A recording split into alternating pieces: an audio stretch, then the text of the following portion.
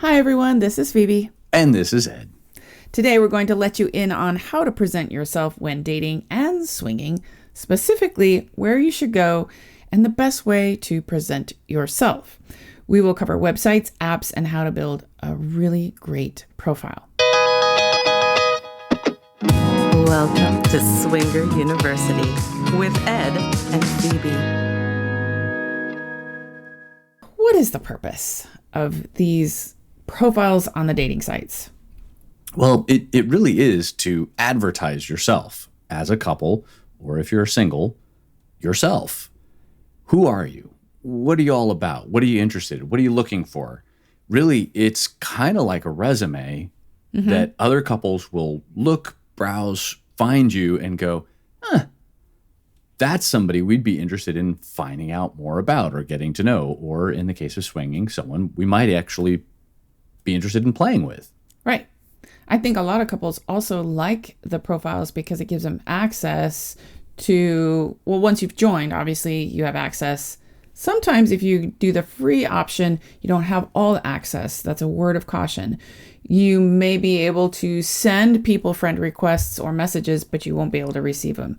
So it is worth it to, once you land on a website, just pay that fee and get in. Then you can go ahead and share the sexy pictures or the videos if that's your desire. But a lot of people really like to do that. It's fun, it's exciting for them, and that's the perfect forum to do so. And actually, if you click through on our website, you can get a temporary free full membership on several of the sites that we have listed. Exactly.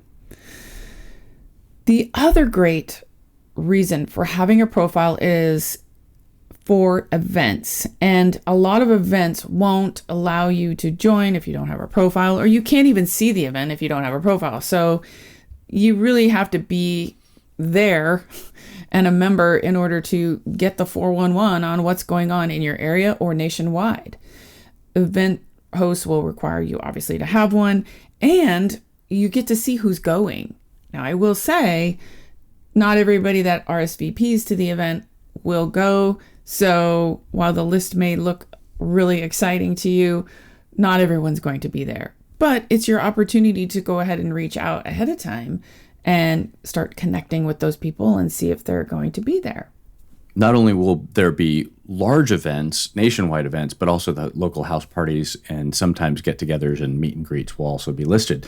So it's worth browsing the site to find what's going on in your area. Exactly.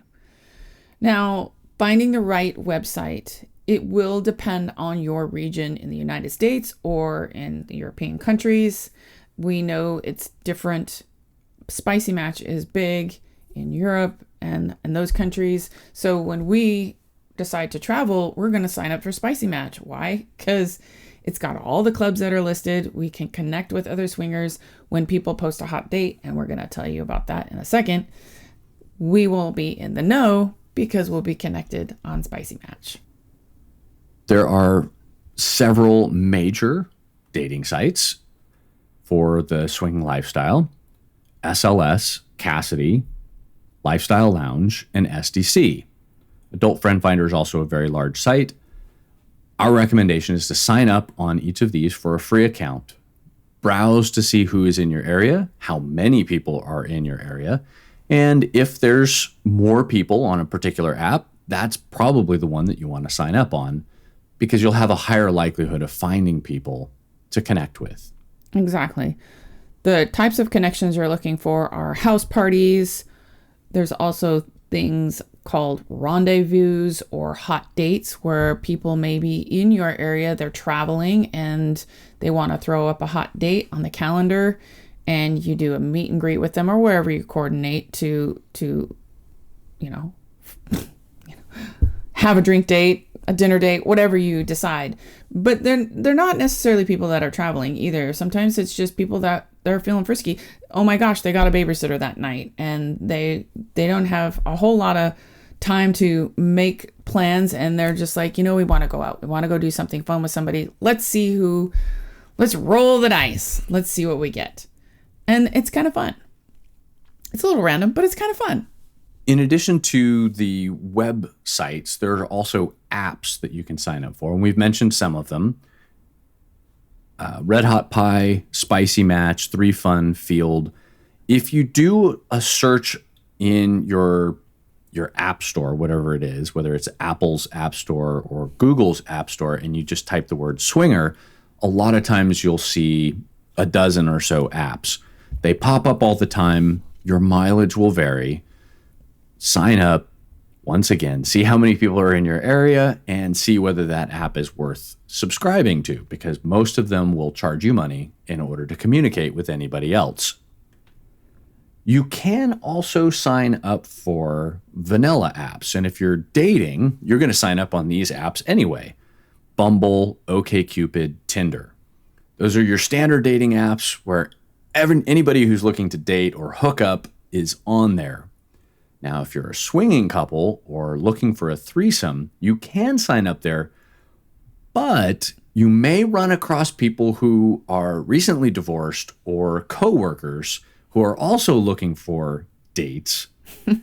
And I can tell you, I have run across this problem personally. You may be outed as a swinger if you are signing up on these apps because, like I said, Bob from accounting might see your profile and go, wait a second, you're married. Why are you on the dating app? Right. Now, those are the vanilla apps. But use caution. Profiles. Let's get to profiles. You want to be thorough, thoughtful, and honest. And heck, some of the best profiles we've seen are short, but they're honest and genuine. One person typically writes for the other, she likes X, Y, and Z, or he is really good at ABC, right? We've seen that format a lot in the profiles, and it's really kind of nice when one partner writes what you like. And it's also a fun exercise. It's kind of sexy and almost romantic to have your partner write something about you, and then it goes in your profile. Yeah, you get to clarify why you think your spouse is hot and tell the world. Exactly. Obviously, you want to be positive. Please don't use anything like can't, won't, don't. It's boring, it's negative, and it kind of turns people off. Preferences and boundaries. In the category of don'ts or can'ts, it's better just state which things you prefer to do or which things are hard boundaries for you. So as a couple, if you have rules that you've decided on, or as a single, if you've decided on certain things that you won't do, it's best to be upfront about those so that it's clear when people are browsing your profile to know whether or not you make their list. For example, you may not like certain positions or you may not like certain things put in certain places. Specify that up front. Then people who are looking for that won't look at your profile and will move on, and no one is wasting their time. Right. Also, make sure you're asking for, if you're looking for an MFF or an MFM or any of those acronyms, and if you don't know what they are, like I usually don't, look them up on Google because I'm still learning about some of these today. You also want to be clear on whether you're bi or straight. And honestly, if you don't know and you're still discovering your sexuality, just say it, right? Just say it. I didn't identify as bi before. Now I do. I was really uncomfortable in the beginning saying so, but now I'm comfortable with that.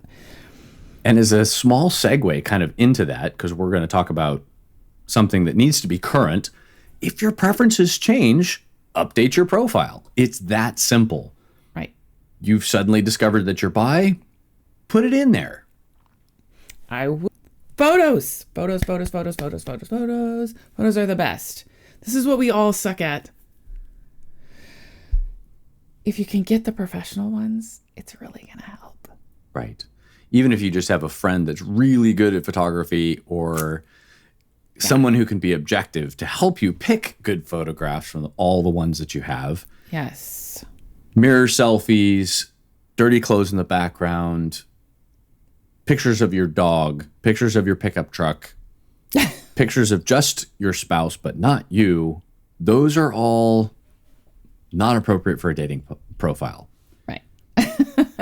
or a swinger profile.